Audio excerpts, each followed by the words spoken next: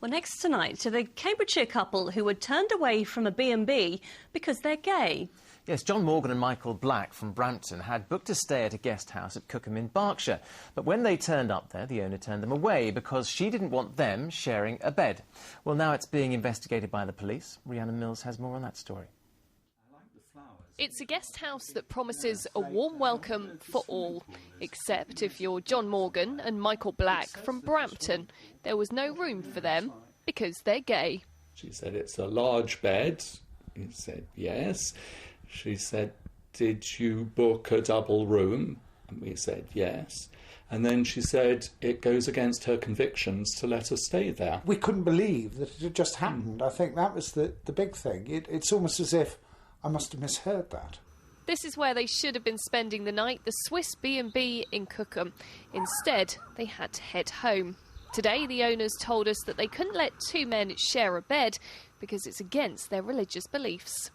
We're Bible-believing Christians, and we believe that Christian faith has been around for 2,000 years and has a very clear position on homosexual activity.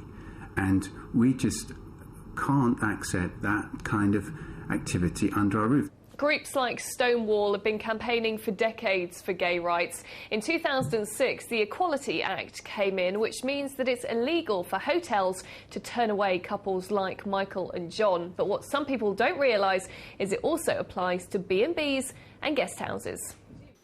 That's why Thames Valley Police are now investigating this as a homophobic incident.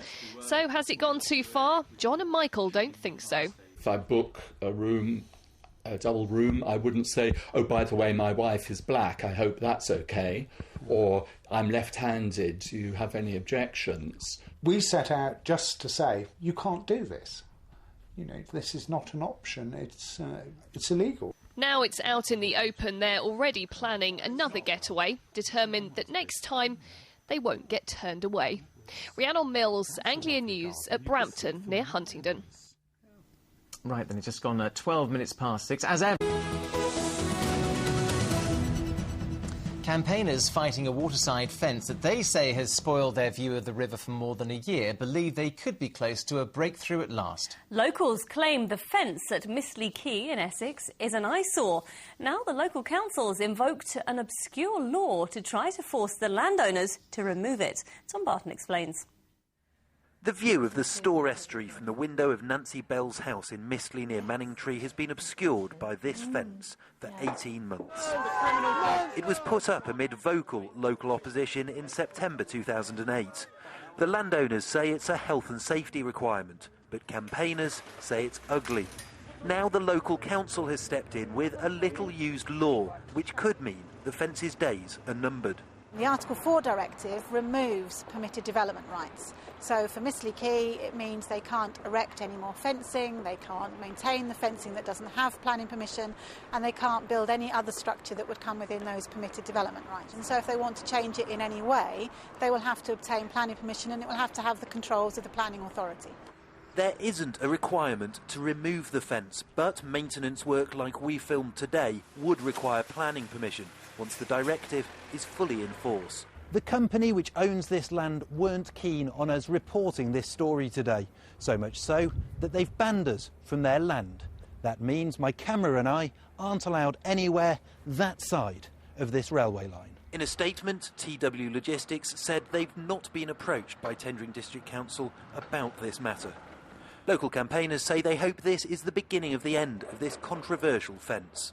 Well, it's something we have been fighting for a very long time, and everybody's very, very pleased that finally it seems as though the tide is turning, and it gives us all a lot of hope that eventually the fence will come down.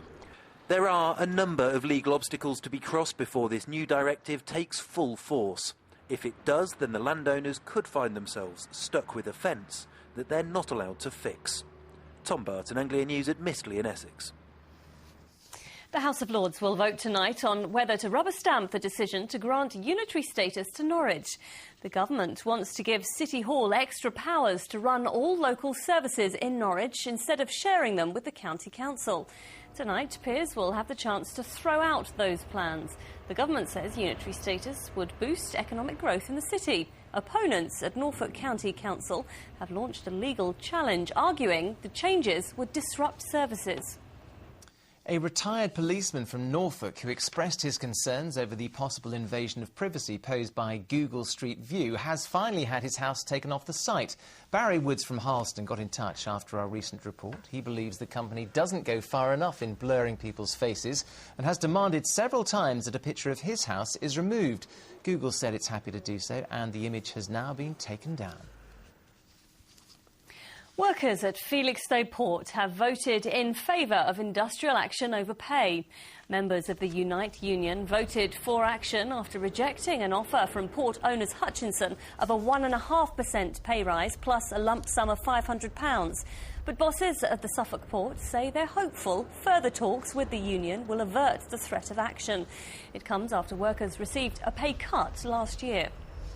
Well, some sport now, and the Ipswich boss, Roy Keane, is hoping his team have turned the corner in a season that's seen them mostly near the bottom of the Championship. Town moved further clear of the relegation zone with another home victory on Saturday, as Jim Rice reports.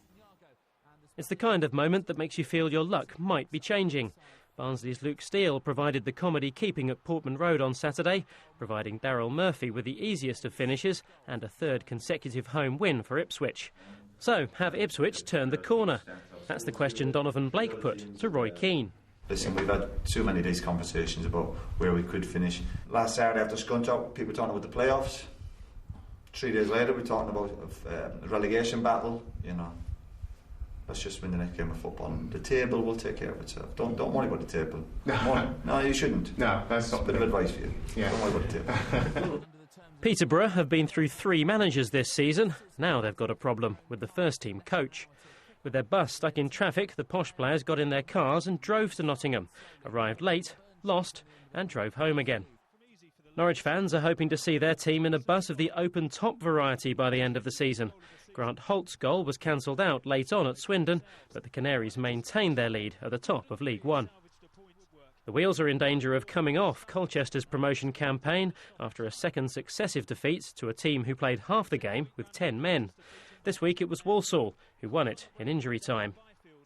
Southend also made things difficult for themselves. 2 goals down to Carlisle, they finished level at 2-2, thanks first to Frank Musa and then to Adam Barrett. A similar comeback's required for the Shrimpers to stay in League One. Jim Rice, Anglia News. Roy Keane showed our Donny there, didn't he? You did. You certainly wouldn't question him, would you? Now, the National Trust says it had tens of thousands of visitors over the weekend after allowing people in for free. Blickling Hall in Norfolk was one of dozens of properties in our region to open its doors. The Trust says it had more than double the usual number of visitors for a March weekend. A Norfolk man has started an attempt on the world record for squat lifts. Shaun Jones, who is also incidentally the world's fastest hot water bottle burster, started his attempt at 10 a.m. this morning.